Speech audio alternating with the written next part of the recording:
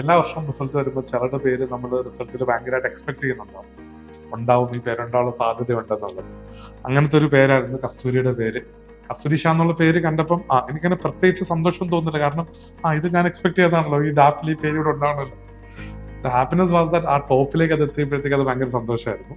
കസ്തൂരിയുടെ father ആണ് ആദ്യം കാണാൻ വരുന്നത് ഇവിടെ. കസ്തൂരി ആണെങ്കിൽ ഞാൻ ആദ്യം കാണുന്നത് IPTS നമ്മുടെ ഇവിടുത്തെ പ്രിലിംസ് സീരീസിന്റെ പ്രോഗ്രാമിൽ കസ്തൂരിനെ കൊണ്ട് ഫാദർ വരുന്നതാണ്. അപ്പം ഞാൻ ആലോചിക്കുന്നുണ്ട്, ഒരു എന്തിനാണ് ഒരു അച്ഛൻ ഇങ്ങനെ കൊണ്ടു നടക്കുന്നത്. പക്ഷെ ആ അച്ഛൻ കൊണ്ടു നടന്ന് അച്ഛൻ മേടിച്ചു കൊടുത്ത് ആ വീട്ടുകാർ എല്ലാവരുടെയും കൂടെ എഫേർട്ടായിട്ടാണ് ഈ റാങ്ക്. ഈ സമയത്ത് എന്താ തോന്നുന്നത്? ആദ്യം ദൈവത്തിനും അച്ഛനും അമ്മയ്ക്കും അധ്യാപകർക്കും നന്ദിയാണ് ആദ്യം തോന്നുന്ന ഒരു ഫീലിംഗ്. പിന്നെ ഐലേണിലേക്ക് ഞാൻ ആദ്യം ഐലേണ്ട് കോംപ്രിഹെൻസീവ് PTS ആണ് എടുക്കുന്നത്. 5 എണ്ണം എടുത്തു, CSATും അതേപോലെ GSും. അത് കഴിഞ്ഞിട്ട് പ്രിലിംസ് പാസ്സായി മെയിൻസ് പ്രിപ്പറേഷനിലേക്ക് വരുമ്പോഴത്തേക്കും ഇവിടെ അർജുൻ സാറായിരുന്നു മെൻറ്റർ. അപ്പോൾ ഇവിടുത്തെ മെയിൻസിൻ്റെ test series answer keys were par excellence. അപ്പോൾ ആൻസർ കീസിന് കിട്ടിയ എക്സാമ്പിൾസ് ആയാലും സ്റ്റാറ്റിസ്റ്റിക്സ് ആയാലും ഞാൻ സെപ്പറേറ്റ് അത് നോട്ട് ചെയ്ത് വെക്കുമായിരുന്നു. I did not want to rely on another source. The answer keys were very reliable. പിന്നെ ഇൻ്റർവ്യൂ ഗൈഡൻസിന് മെയിൻസ് പാസ്സായെന്ന് പറഞ്ഞപ്പോൾ പറഞ്ഞു ആദ്യം നമുക്ക് ഷിനാസ് സാറിൻ്റെ അടുത്ത് തന്നെ പോകണം, ഡാഫ് ഗുരുവാണ്. അങ്ങനെ നമ്മൾ നമ്മുടെ ഡാഫും അതിനൊന്ന് റെഡിയാക്കാൻ വേണ്ടിയിട്ട് ഷിനാസ് സാറിൻ്റെ ഹെൽപ്പ് തേടിയിരുന്നു. അപ്പോൾ സാറാണ് ഡാഫിലുള്ള എല്ലാം അതിനെ പ്രോപ്പർ ഓർഡറിൽ അറേഞ്ച് ചെയ്ത് തന്നു. സാധാരണഗതിയിലെ ഒരു ഡാഫ് അല്ലെങ്കിൽ ഡീറ്റെയിൽ ആപ്ലിക്കേഷൻ ഫോം ചെയ്യുമ്പോൾ കുട്ടികൾക്ക് അതിനകത്ത് വെക്കാൻ സാധനങ്ങൾ കുറവായിരിക്കും അവരുടെ പ്രൊഫൈലിൽ. ഇവിടെ എൻ്റെ ടെൻഷൻ എന്ന് വെച്ച് കഴിഞ്ഞാൽ ഞാൻ എന്തൊക്കെ സാധനം ഇതിനകത്ത് വെക്കേണ്ടതെന്നുള്ളതായിരുന്നു.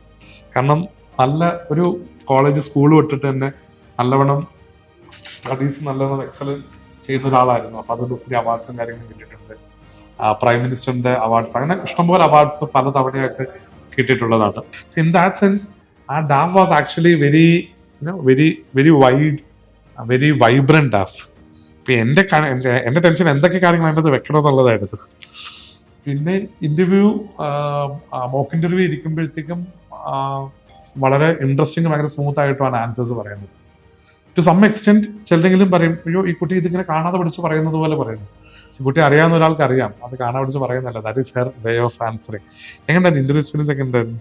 സാർ ഇന്റർവ്യൂ സ്വെയിൻ സാറിന്റെ ബോർഡായിരുന്നു. കൂടുതലും സാർ പ്രിപ്പയർ ചെയ്ത് തന്ന ഡാഫിൽ തന്നെയായിരുന്നു ക്വസ്റ്റ്യൻസ് വന്നത്. പിന്നെ ലിറ്ററേച്ചർ നല്ലൊരു ഇന്ത്യൻ ഇംഗ്ലീഷ് ലിറ്ററേച്ചറിനെ കുറിച്ച് നല്ലൊരു ഡിസ്കഷൻ നടത്താൻ കഴിഞ്ഞു.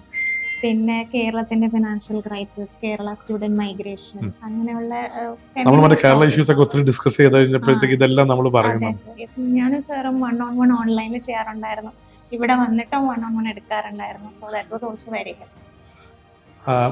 ഓരോ പീരീഡ് ചില കുട്ടികൾ സർവീസിലേക്ക് വരുമ്പം ഇൻസ്റ്റിറ്റ്യൂട്ട് കുറച്ച് എഫേർട്ടൊക്കെ എടുത്ത് നമ്മൾ പറയാറുണ്ട്. പക്ഷേ this was her own success, her family success. And I would like to thank you and your parents for making up to this one. Thank you, sir. Congratulations. Thank you for being there in this journey and not making me alone. Thank you, sir. Okay, thank you. Come and join iLearn IAS and feel the difference.